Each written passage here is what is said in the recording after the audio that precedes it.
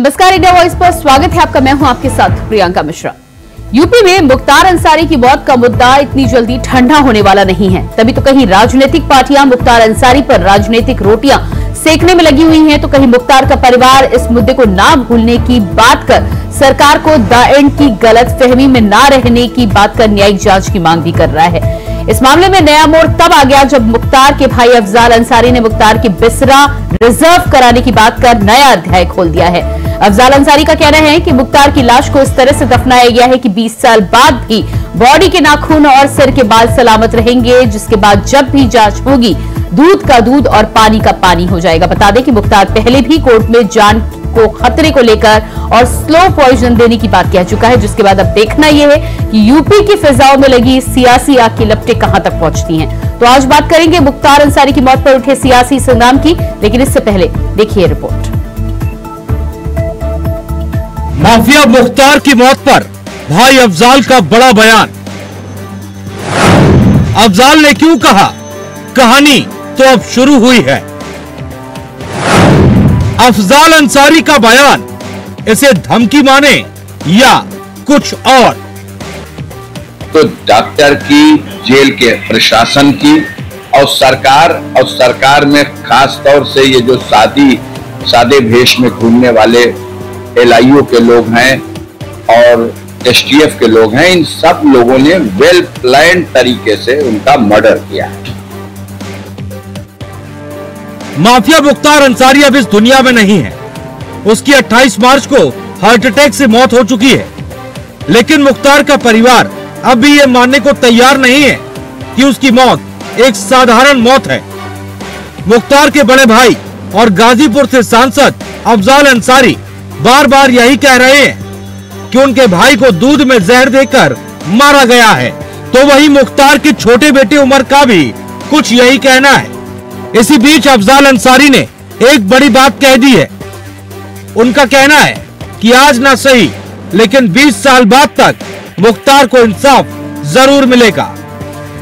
अफजाल यही नहीं रुके, कहते कहते ये तक कह गए कि अगर सरकार समझ रही है कि हमने इस कहानी का एंड कर दिया, तो ऐसा नहीं है, ये कहानी तो अब शुरू होगी। तो डॉक्टर की, जेल के प्रशासन की और सरकार में खास तौर से ये जो सादे भेष में घूमने वाले LIO के लोग हैं और STF के लोग हैं, इन सब लोगों ने वेल प्लान तरीके से उनका मर्डर किया है। अफजाल अंसारी दावा कर रहे हैं कि मुख्तार के शव को कुछ इस तरह से दफनाया गया है कि अगर अगले 20 साल बाद भी जांच करनी है तो उसके नाखून और बाल सुरक्षित ही रहेंगे। उन्हीं से जांच हो जाएगी और मुख्तार की मौत के कारणों का पता चल जाएगा। अफजाल अंसारी ने कहा कि ये कहानी मुख्तार की मौत के बाद खत्म नहीं हुई, बल्कि ये तो शुरू हुई है। मेरा स्पष्ट आरोप है, और सुनिए, ये पॉइजन की बात आई है कि पॉइजन की वजह बनी है। हार्ट अटैक हो सकता है, अभी बिसरा रिजर्व हुआ है, गया है जांच में, केमिकल रिपोर्ट जैसी भी है देखा जाएगा। उसके बाद भी और किसी डेथ का पता लगे या ना लगे, लेकिन अगर जहर से डेथ होती है तो मुख्तार अंसारी की बॉडी दफन की गई है मिट्टी में, और इस एहतियात के साथ दफन किया गया है कि अगर जरूरत पड़ेगी जांच में आगे भविष्य में कभी, तो 5 साल, 10 साल, 20 साल के बाद भी उनकी बॉडी का उस स्थिति में भी परीक्षण किया जा सकता है। एक बाल और एक नाखून भी सलामत मिलेगा, तो उससे भी अगर पॉइजन से डेथ हुई होगी तो वो साबित हो जाएगा, क्योंकि आजकल टेक्नोलॉजी उस लेवल की मिल चुकी है वर्ल्ड में। तो जिन लोगों ने ये समझ लिया है कि मुख्तार अंसारी की कहानी डेड एंड हो गई, ऐसा नहीं है, कहानी तो अब शुरू होगी। मगर सवाल ये है, क्या वाकई 24 के चुनाव में मुख्तार की मौत मुद्दा बनने जा रही है? क्योंकि पहले स्वामी प्रसाद मौर्य, फिर ओवैसी, और देखते ही देखते समाजवादी पार्टी की तरफ से धर्मेंद्र यादव का अंसारी परिवार से मुलाकात करना संकेत दे रहा है कि विपक्ष से चुनावी मुद्दा बनाने के लिए उतावला है। खैर, वैसे भी ये सच है कि पिछले लंबे अरसे से जेल की सलाखों के पीछे रहने वाले मुख्तार को अब रॉबिन हुड की तरह पेश किया जा रहा है, जबकि उसके अपराध का लंबा चौड़ा इतिहास रहा है। विपक्ष कानून व्यवस्था के मुद्दे पर सरकार को घेरते हुए मुस्लिम वोटों की लामबंदी की कोशिश में जुटी है।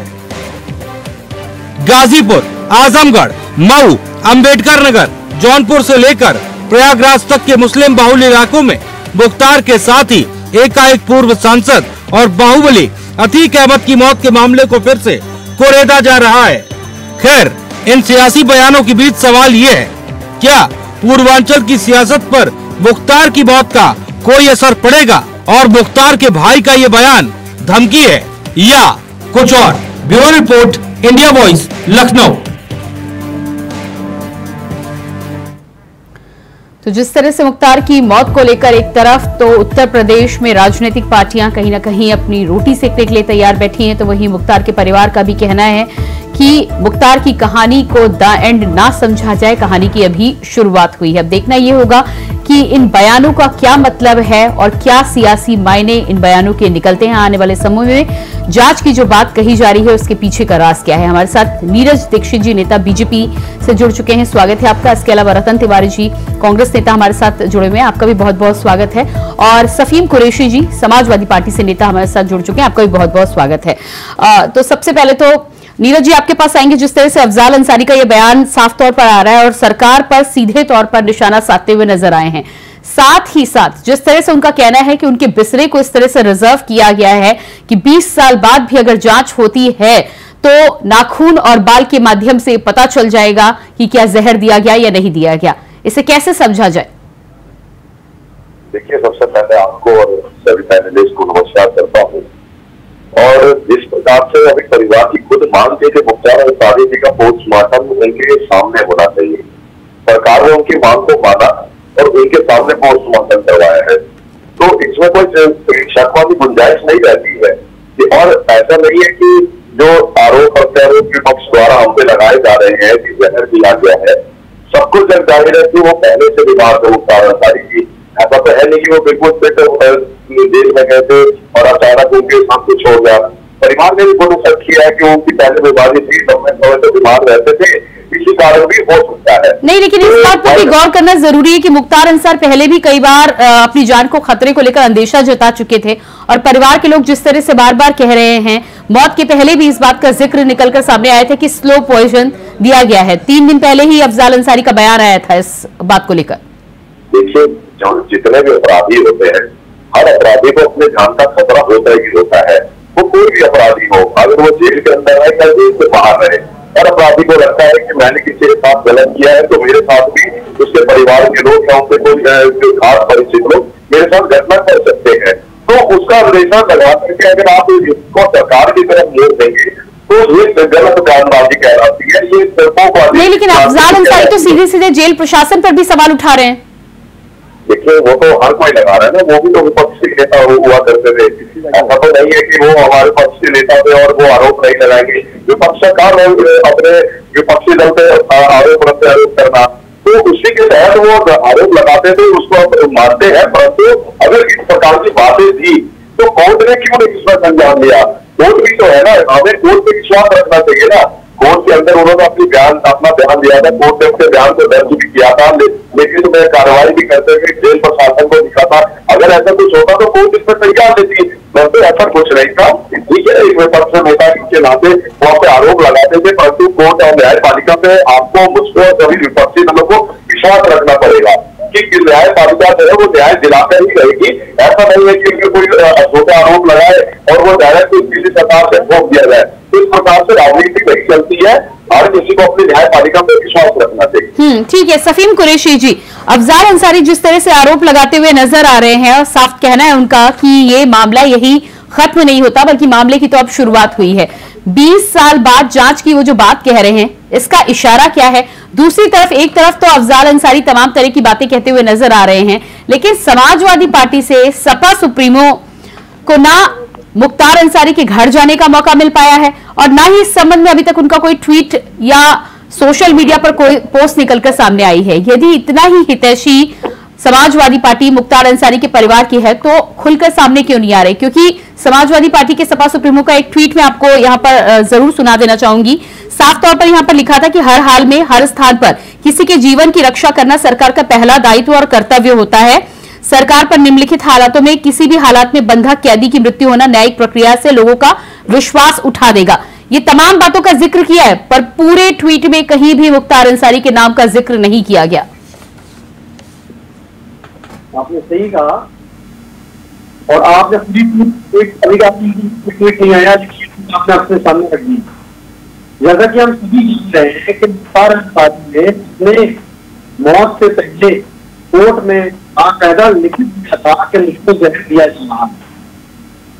सरकार को गंभीर होना चाहिए इससे, और अगर इसमें षड्यंत्र हो के सरकार को बदनाम करने की कोशिश की जा रही है तो सरकार को इसका संज्ञान लेते हुए मजबूती से करनी चाहिए।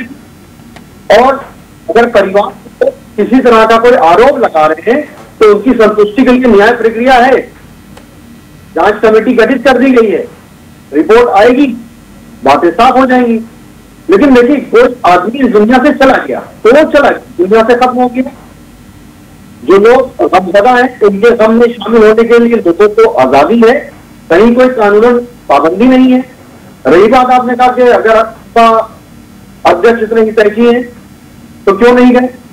चुनाव चल रहा है, आप देखिए राजनाथ सिंह जी लखनऊ के सांसद हैं और भाजपा के विधायकों के निधन में नहीं जा पाते, वो उसके बाद उनकी 13वीं में नहीं जा पाते, उस पर सवाल उठाते नहीं आप लोग।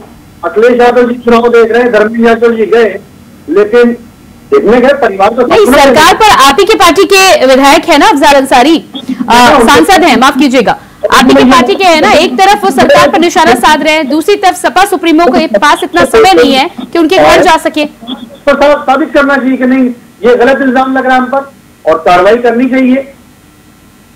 जो इंसान मर के चला गया वो चला गया, लेकिन जो दुख में है, परेशान है, क्या उनको सांत्वना देने में कोई पाबंदी है? नहीं, तो अखिलेश यादव के पास इतना वक्त नहीं है कि मुख्तार अंसारी के घर जा सके। ट्वीट किया, ट्वीट में भी नाम नहीं आया सामने, फिर आप कह रहे हैं कि आप उनके परिवार के हितैषी हैं। ओवैसी उनके घर चले गए, स्वामी प्रसाद मौर्य को मौका मिल गया, धर्मेंद्र यादव को आपने भेजा जरूर है, लेकिन सपा सुप्रीमो के पास क्या समय नहीं है?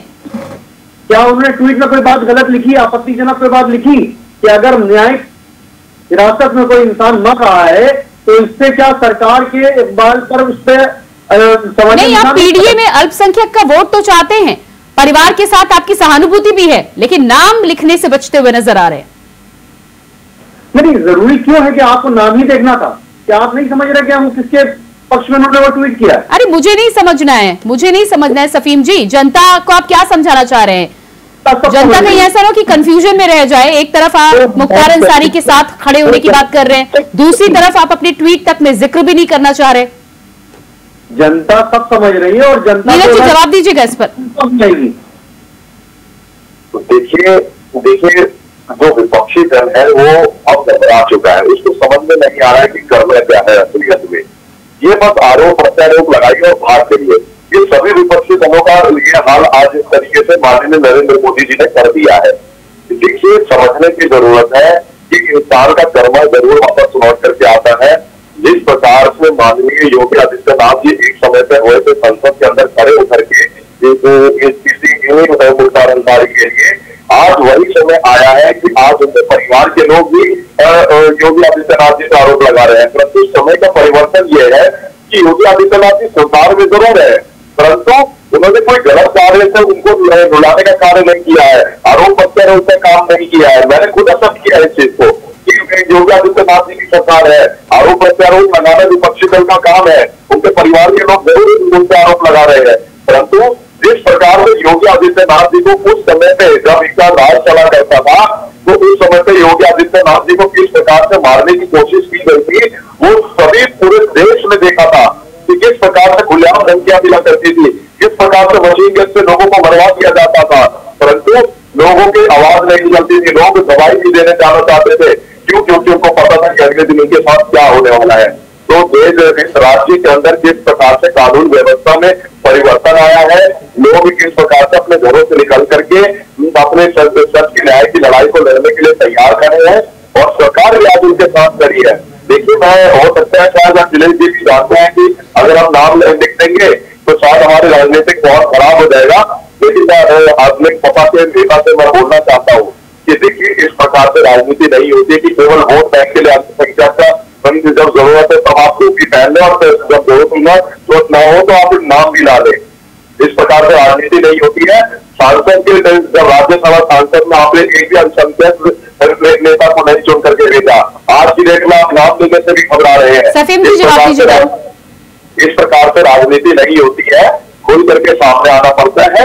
और आप अपने राष्ट्रीय अध्यक्ष अखिलेश यादव जी से भी निवेदन कीजिए कि अल्पसंख्यक जो वैसे भी आपने आरोप लगा रहे हैं कि केवल मुसलमानों को आज की डेट में गरीबी सामने का कार्य दिया जाता है, उसके अलावा राष्ट्रीय अध्यक्ष अखिलेश यादव कुछ नहीं करते, तो मेरा निवेदन है आप अखिलेश जी। ठीक है, आती हूँ मैं आपके पास में। रतन तिवारी जी, क्या लगता है आपको इंडिया अलायंस में जिस तरह से समाजवादी पार्टी आपके साथ है और पीडीए की बात करती हुई नजर आ रही है, दावा तो ये भी किया जा रहा था कि पीडीए ही एनडीए को हराएगा, लेकिन पीडीए की जब बात आती है मुख्तार अंसारी के साथ कहीं ना कहीं समाजवादी पार्टी, क्योंकि समाजवादी पार्टी के सांसद हैं तो समर्थन जरूर है, लेकिन खुलकर समर्थन क्यों नहीं है?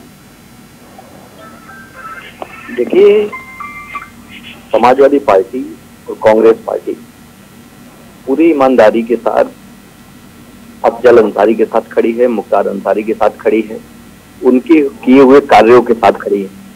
लेकिन जो गलत करता है उसे कानून सजा देता है। नहीं तो आपके नेता पहुंच गए क्या उनके परिवार से मुलाकात करने के लिए? ओवैसी हैदराबाद से आ सकते हैं, स्वामी प्रसाद मौर्य जा सकते हैं।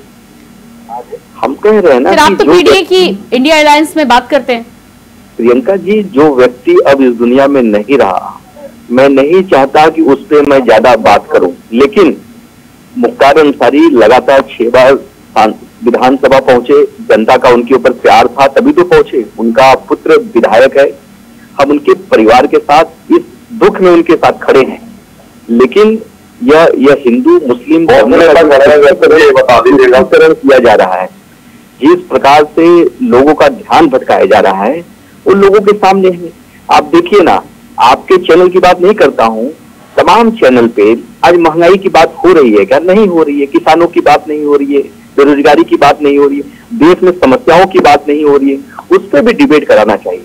इस देश का जो चौकीदार है वो पूरी तरीके से घबराया हुआ है, पूरी तरीके से परेशान है, उसके चेहरे पे शिकन दिखाई दे रही है। तो इंडिया अलायंस पूरी ईमानदारी से चुनाव लड़ने जा रही है और मैं विश्वास के साथ कहता हूं 180 का जो आंकड़ा है ना, उसके भी नीचे ये घसक के चले जाएंगे, क्योंकि साउथ में हमने इनके दरवाजे बंद कर दिए। उत्तर प्रदेश, बिहार, महाराष्ट्र, झारखंड में इनकी हालत पतली है। आप बिहार में देखिए ना। अरे लेकिन रतन तिवारी जी, अगर आपको इन मुद्दों पर बात करनी है तो आपको इंडिया अलायंस में साफ कहना चाहिए था ना समाजवादी पार्टी से कि पीडीए की हम बात नहीं करना चाहिए। छात्र पीडीए को छोड़िए, आप अपने मुद्दे लेकर आगे बढ़िए। आपको क्लैरिटी लानी चाहिए थी ना। आपके एजेंडे में आ गए क्या ये तमाम मुद्दे? पीडीए की बात हो रही है ना इंडिया अलायंस में। प्रियंका जी, पहले हमारे जो भाजपा के प्रवक्ता बैठे उनसे पूछिए, जो योगी आदित्यनाथ जी के कैबिनेट मिनिस्टर हैं ओम प्रकाश राजभर, उन्होंने कहा है कि मुख्तार अंसारी गरीबों के मसीहा हैं। उनके साथ जनता का अपार जन समर्थन है, अपार जन सैलाब उनके साथ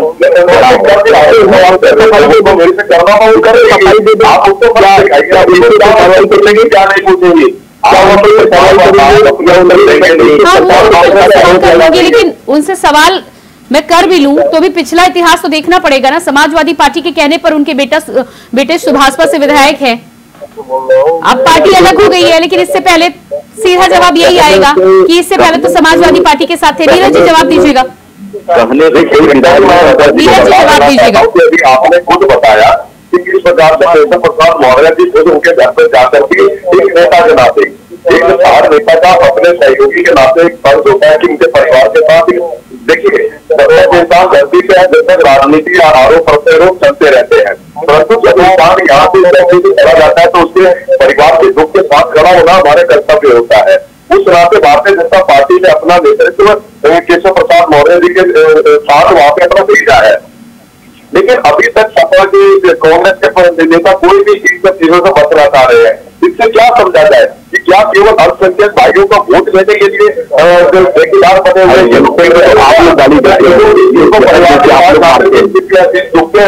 आप लोग मैं यहाँ पर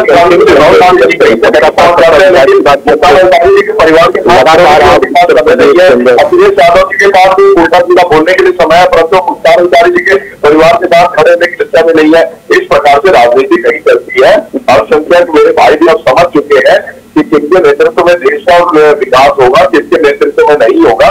आने वाला समय दिखा देगा कि जो मोदी जी जिस तरह से अफजाल अंसारी का बयान निकलकर सामने आया है कि 20 साल बाद भी जांच कराई गई तो नाखून या सर के बाल सलामत मिलेंगे और जांच में दूध का दूध पानी का पानी आ जाएगा। पोस्टमार्टम परिवार के सामने आया है और पोस्टमार्टम की रिपोर्ट में हार्ट अटैक, कार्डियक अरेस्ट निकलकर सामने आया है। इसके बाद जिस तरह का ये बयान है, इसे क्या समझा जाए?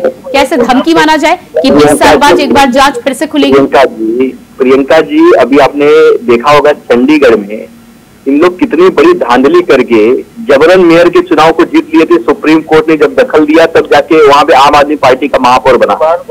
ये भाजपा के लोग हैं। हाथरस में जिस बच्चे के साथ गैंग रेप हुआ था उसे रात को जला दिए थे। यह लोग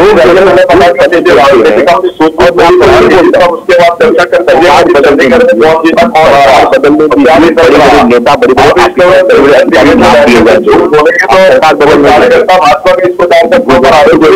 जो रंगा बिल्ला है ना, उन्हें जेल में डालने का काम हम करेंगे, आप चिंता मत करिए। यानी कि आप भी अफजाल अंसारी के बयान को सपोर्ट कर रहे हैं, इसे धमकी माना जाए क्या? हम बिल्कुल समर्थन कर रहे हैं और मैं आपके चैनल के माध्यम से ये बता रहा हूँ, सरकार बदलने दीजिए, बड़े बड़े नेता और बड़े बड़े अधिकारी नाप दिए जाएंगे। सफीम कुरैशी जी, अफजाल अंसारी का बयान क्या धमकी है?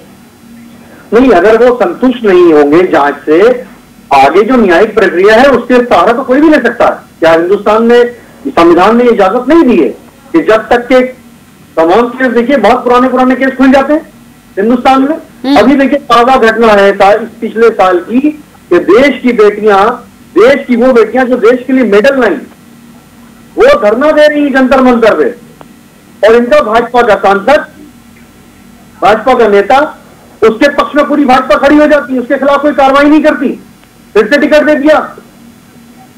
ये कैसी इनका इंसाफ है? देश की बेटियों पर अन्याय करने वाले इंसान के साथ खड़े हैं, जिसके साथ अन्याय हो रहा है उनके साथ नहीं खड़े हैं, अन्याय करने वालों के साथ खड़े। जिन देश की बेटियों की गुहार, देश की बेटियों के लिए देश गुहार लगाता रहा, उस देश। अरे लेकिन सफीम कुरैशी जी, खड़े तो आप भी नहीं है ना मुख्तार अंसारी के परिवार के साथ? अरे कैसे मैडम, मुख्तार अंसारी शाब्दिक रूप में खड़े हुए नजर आ रहे हैं, जेस्चर तो आपका ऐसा कोई दिखाई नहीं दे रहा है। आपसे बार बार सवाल पूछा जा रहा है कि सपा सुप्रीमो आखिर कब पहुंचेंगे, तो उसका जवाब नहीं है आपके पास। कितना मजबूत था उनकी मिट्टी में, ये तो उनके जो किए हुए कर्म है, जो उन्होंने बुराइयां की उसका कानून ने उनको सजा दी, और जो समाज में उन्होंने अच्छाइयां की, समाज के लोगों ने जाके उनकी मिट्टी में साबित किया। ठीक है सफीम जी, हमारे साथ AIMIM से नेता रहमत अली भी जुड़ चुके हैं। रहमत अली जी, जिस तरह से मुख्तार अंसारी के भाई का बयान निकलकर सामने आया है। देखिए मैडम, सीधी बात है, मुख्तार अंसारी के परिवार के साथ अगर कोई खड़ी है तो ऑल इंडिया मजलिस इत्तेहादुल मुस्लिमीन खड़े हैं और ओवैसी साहब खड़े हैं। आप देखिए, उसके जाने के बाद ही सपा के नेता वहां पहुंचते हैं, उसके जाने के बाद ही कोई दूसरे दल के वहां नेता पहुंचते हैं। तो मैं पूछना चाहता हूँ, अभी अखिलेश यादव जी के समर्थक कोई बात कर रहे थे, सॉरी मैं उनका नाम नहीं जान रहा हूँ, सफीम कुरैशी कुरैशी साहब से मैं कहना चाहता हूँ कि वही मुख्तार अंसारी का परिवार है जिसके कंधों पर आप सवार होकर बहुत बार सरकार बनाए हैं। यही मुख्तार अंसारी का परिवार है जो आपकी पार्टियों को पूर्वांचल में काफी मजबूती तक पहुंचाया, लेकिन आज जब उनकी बात हुई, चार देकर प्रशासन ने उसे जुडिशियल कस्टडी में मार डाला, लेकिन उसके बावजूद आपके राष्ट्रीय अध्यक्ष जी वहां पर नहीं पहुंचे। क्या मुख्तार अंसारी का कर इतना छोटा था जो उसके परिवार से मिलने के लिए अभी तक वो नहीं पहुंच पाया है? ठीक है सफीम कुरैशी जी, समय मेरे पास नहीं है, बहुत छोटा सा कमेंट। देखिए, ओवैसी जी एक मीटिंग करने आए थे, उस मीटिंग में गठबंधन के साथ मीटिंग की, और गठबंधन में लोगों ने कहा कि चलिए चल के मुख्तार अंसारी से मिल लिया जाए तो वोटों का फायदा हो जाएगा। तो ये तो यहाँ पर, अरे वो जो भी हो सर, पीडीएम बनाया तो कम से कम पहुंचने की कोशिश तो कर रहे हैं, आप तो पीडीएम ही डिसाइड नहीं कर पाए। बहुत बहुत धन्यवाद। खैर समय मेरे पास नहीं है, बहुत बहुत धन्यवाद आप सभी का करना चाहूंगी। नीरज जी, रतन जी, सफीम जी और रहमत अली जी, बहुत बहुत धन्यवाद जुड़ने के लिए। तो उत्तर प्रदेश में जिस तरह से मुख्तार अंसारी की मौत को लेकर तमाम राजनीतिक पार्टियां जिस तरह से मौके की फिराक में हैं, एआईएमआईएम का साफ कहना है कि वो मुख्तार अंसारी के परिवार के साथ खड़े हैं। वहीं समाजवादी पार्टी के साथ लंबे समय से जुड़ाव होने के बाद भी सपा सुप्रीमो अखिलेश यादव को समय अभी तक मुख्तार अंसारी के परिवारजनों से मिलने का नहीं मिल पाया है। अब राजनीति किस तरफ मोड़ लेती है, किस तरफ उत्तर प्रदेश की राजनीति में मुस्लिम वोटर्स को लेकर जो तमाम समीकरण साधने की कोशिश की जा रही है, उसका आने वाला नतीजा क्या होगा, ये लोकसभा चुनाव के नतीजे बताएंगे। लेकिन फिलहाल तमाम तरह के समीकरण बनते बिगड़ते नजर आ रहे हैं और मुख्तार अंसारी की मौत को लेकर राजनीतिक रोटियां सेकने में कोई भी दल पीछे नहीं नजर आ रहा। फिलहाल हमारे इस खास कार्यक्रम में इतना ही। खबरों के लिए आप बने रहिए इंडिया वॉइस के साथ। मुझे दीजिए इजाजत। नमस्कार।